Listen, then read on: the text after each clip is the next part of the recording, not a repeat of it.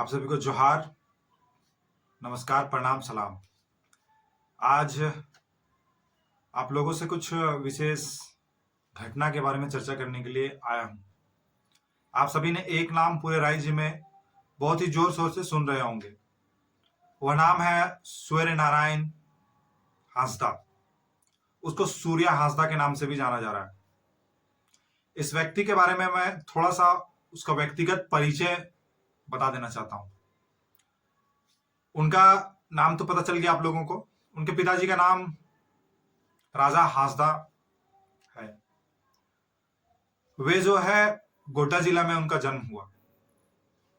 वो ग्राम डकेता में जन्मे, पले बढ़े और वहीं पे उनके पिताजी द्वारा जो है स्कूल के लिए दान दिया गया जमीन पर खुला जो स्कूल था, उसी स्कूल में उन्होंने शिक्षा दीक्षा प्राप्त की और फिर इंटरमीडिएट का जो एग्जाम है उन्होंने जो है बिहार बोर्ड से 1999 में दिया। इसका मतलब यह है कि उनके परिवार के लोग जो है शिक्षा के प्रति जागरूक हैं। तभी तो उनके परिवार वालों ने, उनके परिवार के सदस्यों ने स्कूल चला रहे हैं, है ना। अब उनको एक नौकरी मिली, ईसीएल में उनका जमीन गया, जिसके एवज में जो है सूर्य नारायण हांसदा को एक नौकरी मिला। लेकिन वे नौकरी तक सीमित नहीं रहे। वे समाज में हो रहे अत्याचार, जमीन हड़पने का जो माफियाओं के द्वारा काम किया जा रहा है और अनेक तरह के अवैध कामों को वे रोकने में संलिप्त होते गए।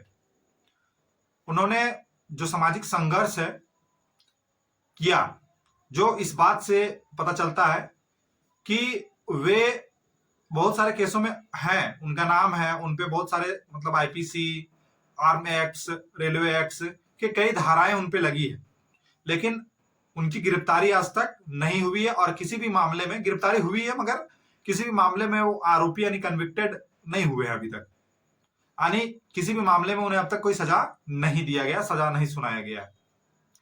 तो कानून के हिसाब से इस बात को तो सब लोग जानते हैं और मानते हैं कि जब तक किसी व्यक्ति का आरोप सिद्ध ना हो जाए तो उसे आरोपी नहीं कहा जाना चाहिए, वो दोषी नहीं माना जाएगा।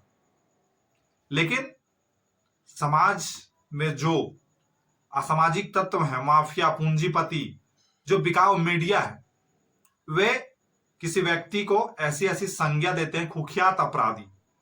सूर्य सिंह जो सूर्य हांसदा है, सूर्य हांसदा को अलग अलग तरह के नाम दिए जा रहे हैं। कुख्यात अपराधी, गैंगस्टर, हिस्ट्री शूटर, अलग अलग तरह के नाम जो है मीडिया दे करके इस घटना को दबाना चाहती थी। लेकिन यह घटना दबने वाला नहीं है। मैं घटना के पक्ष हूं या विपक्ष हूं, ऐसा कुछ भी नहीं।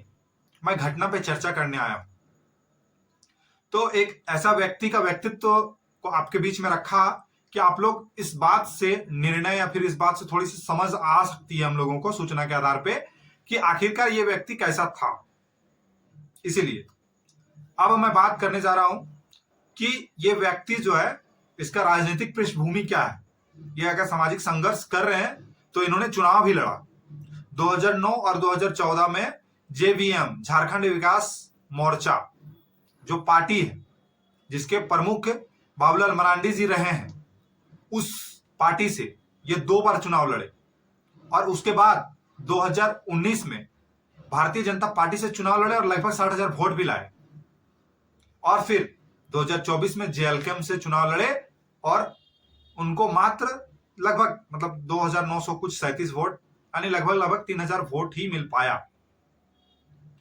तो कहना यह चाह रहे हैं कि ये सामाजिक संघर्ष में जो है, समाज का मुख्य धारा में आया हुआ व्यक्ति, चुनाव लड़ा हुआ व्यक्ति, समाज के अन्य मुद्दों पे प्रखरता से बात रखने वाला व्यक्ति कुख्यात और गैंगस्टर और हिस्ट्री सीटर कैसे हो सकता है।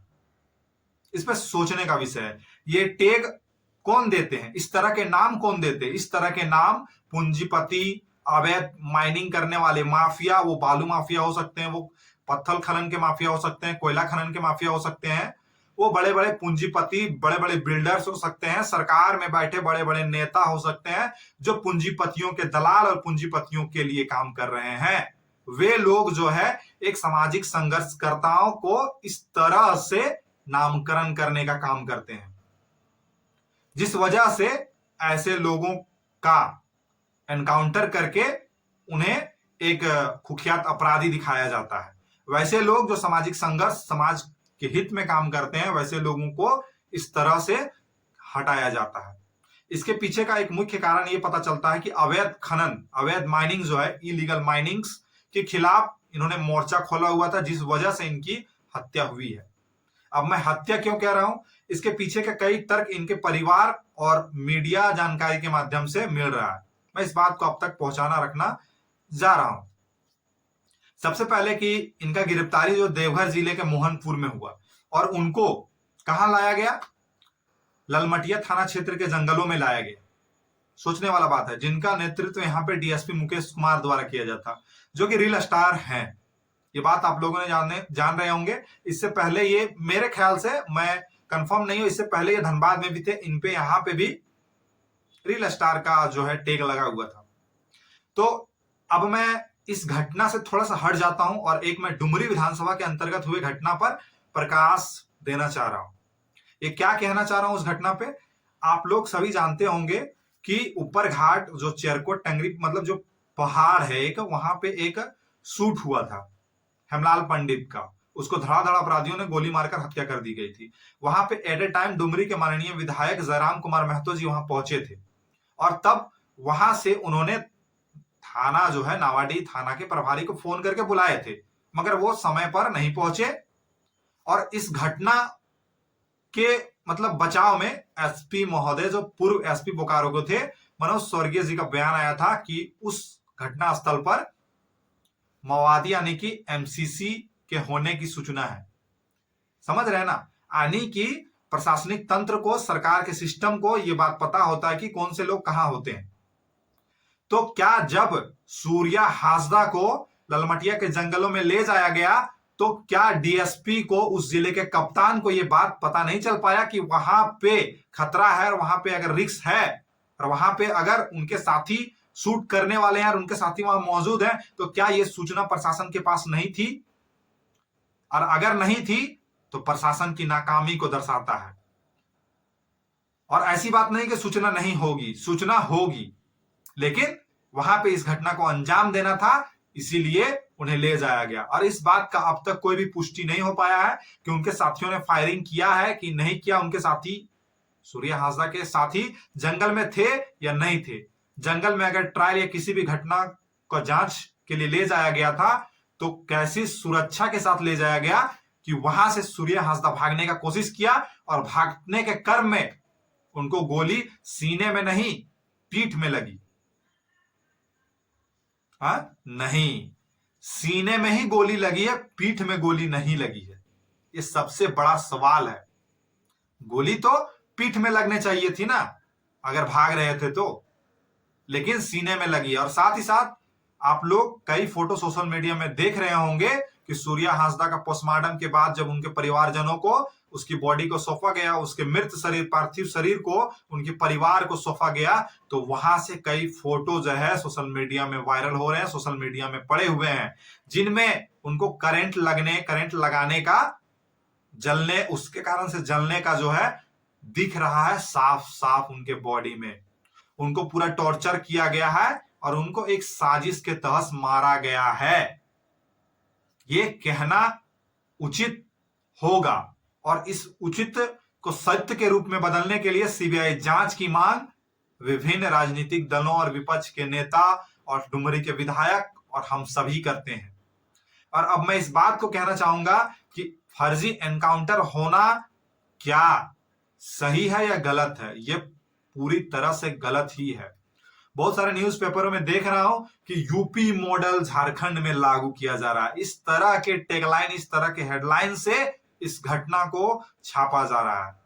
इस बात को आप जान लीजिए कि किसी के साथ अगर ऐसा एनकाउंटर हो रहा है तो वो समझने वाला विषय है कि वैसे लोगों पे एनकाउंटर के लिए संघर्षशील रास्तों में होते हैं, जो समाज की लड़ाई को लड़ते हैं, उन्हीं पे ऐसे एफआईआर और केस मुकदमे होते हैं। ये जान लीजिएगा। जो राजनीति कर रहे हैं, इस तरह के लूट नेता वाला राजनीतिक, कूटनीति वाला राजनीतिक, उन पर केस तो है, लेकिन वो समझौता करके अंदर अंदर में सारे सेटिंग्स रहते हैं, उनको कुछ भी नहीं होता है। वो सरकार के गोद में अंदर से खेलते हैं, बाहर से विपक्षी होते हैं, सब तरह के खेल जो है चलता है और जनता को गुमराह किया जाता है।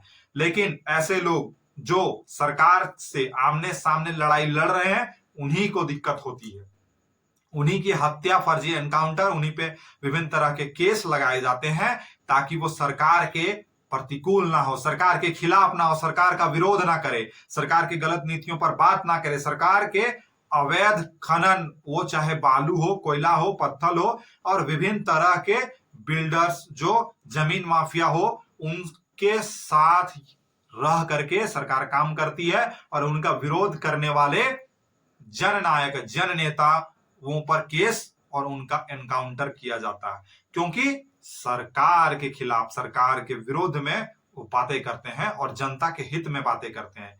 ये चीजें उनको पसंद नहीं आती है।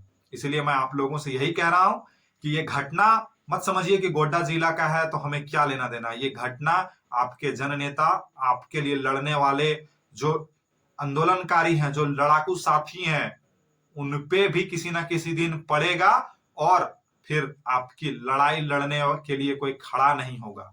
इस बात को समझिएगा। उनपे बेशक सूर्य नारायण हांसदा पे बेशक 7, 10, 15 अलग अलग रिपोर्ट में अलग अलग केस की संख्या बताई जा रही है, लेकिन वो किसी भी केस में कन्विक्टेड नहीं है, किसी भी केस में वो दोषी साबित नहीं हुए हैं। इस बात को समझिएगा। दोषी अदालत जब घोषित कर देती है, उसके बाद भी उसके पास अपील करने का मौका होता है। ये कौन सा पुलिस का प्रशासन व्यवस्था है, सरकार का प्रशासनिक व्यवस्था है, कानून व्यवस्था है, जिसमें अगर आरोप लग जाए तो उनको एनकाउंटर किया जाए का विषय है, ये जान लीजिएगा। तो ये एनकाउंटर करने का अधिकार पुलिस प्रशासन को नहीं है। इस पे कई सारे सुप्रीम कोर्ट्स के ऑर्डर्स, मानवाधिकार संगठन के जो है मतलब जो रूल रेगुलेशन, बहुत सारे ऐसे लीगल प्रावधान है कि एनकाउंटर करना इलीगल है, वो भी फर्जी एनकाउंटर। एनकाउंटर समाज को न्यायिक दिशा में नहीं ले जा सकता है। एनकाउंटर समाज को न्यायिक दिशा में नहीं ले जा सकता है, इसलिए क्योंकि उसके मन में हम और आपराधिक घटनाओं, आपराधिक जो सोच है उसको विकसित कर रहे हैं। हम अपराध को अगर खत्म करना चाहते हैं तो उनके बहुत सारे तरीके हैं। वो भाग नहीं रहे थे, उसे भगाया जाने का कहानी बताया जा रहा है और उसका एनकाउंटर हो रहा है। तो ये जान लीजिएगा, आपके लिए लड़ने वाले व्यक्ति का एनकाउंटर होगा तो आपका क्या होगा, ये सोचने वाला विषय है। और सबसे मतलब मार्मिक बात जान लीजिए कि उनके द्वारा जो स्कूल चलाया जा रहा है, उस स्कूल में 350 से 400 के बीच बच्चे हैं और जिन्हें मुफ्त शिक्षा दीक्षा वहां पे दिया जा रहा है, मुफ्त किताब कलम कॉपी की व्यवस्था किया जा रहा है। वैसा व्यक्ति कैसा हो सकता है, उसका व्यक्तिगत व्यवहार कैसा हो सकता है, ये आप लोग जानिए। और सोशल मीडिया जो है मतलब बहुत तरह के ऐसे जो है सही न्यूज बता रहे हैं, उन न्यूज चैनल्स को देख करके इस घटना के बारे में अच्छे से समझिए। और मैं राज्य की सरकार को इस चीज को कहना चाहता हूं कि ऐसी घटनाएं आपके सरकार के लिए बहुत ही दर्दनाक साबित होगी, खास करके इस पार्टी के लिए जो पार्टी सत्ता का प्रमुख दावेदार बनकर के बैठा हुआ है। उसको ये घटना जो है उसके बर्बादी का कहानी को लिखेगा। याद रखिएगा, हक अधिकार को लड़ने वाले संघर्षशील साथियों को आप कानून के जो जाल हैं, उस कानून के जाल से, धमकी से, साजिशों से डरा नहीं सकते हैं। इस बात को जान लीजिएगा। आप ही वो व्यक्ति, आप ही की सरकार ने लोगों को जो मुख्य धारा में नहीं है उनको लाने के लिए विभिन्न तरह के प्रयास कर रहे हैं, और जो व्यक्ति मुख्य धारा में है उस व्यक्ति को आप माओवादी और आतंकवादी, जो भी आपके भाषा में कहा जाए, आप उसको बनने पे, हथियार उठाने पे मजबूर करते हैं। इस बात को हमारे आम जनमानस को भी समझना चाहिए। कोई भी व्यक्ति जो संघर्ष कर रहा है सामाजिक हित के लिए, आखिरकार एक समय ऐसा भी आ जाता है कि उसमें अगर सफल होते हैं, तौर तरीके से अगर व्यवस्था सुनती है कि जनहित का काम हो तो ठीक, और अगर नहीं होती है तो ऐसे लोग हैं जो हथियार, आपराधिक घटनाओं को अंजाम, अहिंसा अपनाते हैं। उसका जिम्मेवार सिर्फ और सिर्फ राज्य सरकार की कानून व्यवस्था और राज्य सरकार है। इसलिए हम आप लोगों से यही आग्रह करेंगे कि सही को सही और गलत को गलत कहने का काम कीजिए, वो चाहे किसी भी माध्यम से हो। नैतिक जिम्मेवारी हर एक नागरिक का है कि राजनीतिक चेतना, राजनीतिक विषय पर चर्चा होनी चाहिए, राजनीतिक चेतना जगनी चाहिए। यही कहता हूं मैं, और इस घटना पे मैं ना तो पक्ष ना तो विपक्ष या निष्पक्ष जांच की मांग करता हूं, और वो भी सीबीआई से, क्योंकि सीबीआई की जांच ने जेपीएससी के और विभिन्न विभिन्न तरह के केसों को उजागर किया है, आपके सामने है। इसलिए हम सभी इस मांग को समर्थन करते हैं, और हमारे क्षेत्र के डुमरी विधायक जयराम कुमार महतो जी ने भी सीबीआई की मांग किए हैं, और इस चीज का मैं समर्थन करता हूं। और ऐसी घटनाएं दोबारा ना हो, इस चीज को सरकार सुनिश्चित करे, अन्यथा सरकार जो है जन नायकों और जन नेताओं का विरोध और उसका जो ज्वाला है उसको झेलने के लिए तैयार रहे, और इस ज्वाला में सरकार उखाड़ करके फेंकी जाएगी।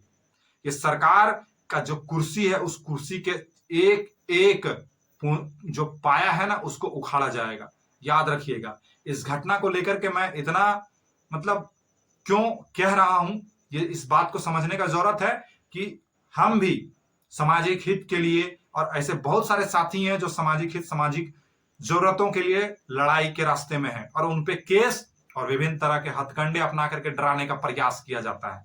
और उस प्रयास को नाकाम करने वाले लोगों के साथ अगर कुछ होता है, उस प्रयास को नाकाम करने वाले लोगों के साथ अब कुछ होना चाहिए। इस बात को अब जननायक और आम जनता को तय करना पड़ेगा, उसको जवाब देना पड़ेगा। जो आपके लिए लड़ने वाले लड़ाकू साथी, आंदोलनकारी को अगर कुचलने का, कानून से डराने का काम करती है, तो आपको भी वोट की चोट और नैतिक जिम्मेवारी का एहसास सरकार को कराना होगा। उसके लिए अलग अलग माध्यम है, उस माध्यम का उपयोग करना होगा। वो चाहे सोशल मीडिया का माध्यम हो, प्रत्यक्ष तौर पर प्रदर्शन विरोध का माध्यम हो, कानूनी लड़ाई, कानूनी सहयोग, उनके परिवार को नैतिक समर्थन दे करके विभिन्न विभिन्न तरह के ऐसे उपाय हैं, जिस उपाय को आप अपना करके उनको समर्थन। मैं यही कि उस परिवार को न्याय मिलना चाहिए और हो, और हमारा राज्य का कानून व्यवस्था में ऐसी तो जो सहयोग के साथ